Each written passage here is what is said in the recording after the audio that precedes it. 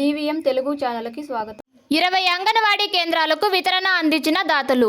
Palamaner October 1 ప్రజాప్రతిభ. Palamaner urban ICDS సెక్టార్లో ఉన్న 20 అంగన్వాడీ కేంద్రాలకు పట్టణానికి చెందిన సామాజిక సేవాదాత శ్రీపురం సీతారామయ్య నాగమణి చారిటబుల్ ట్రస్ట్ మరియు రత్న బయోలైఫ్ సంయుక్తంగా పట్టణంలో గల గాంధీనగర్ అంగన్వాడీ కేంద్రం నందు 20 సెంటర్లకు వితరణ అందజేశారు.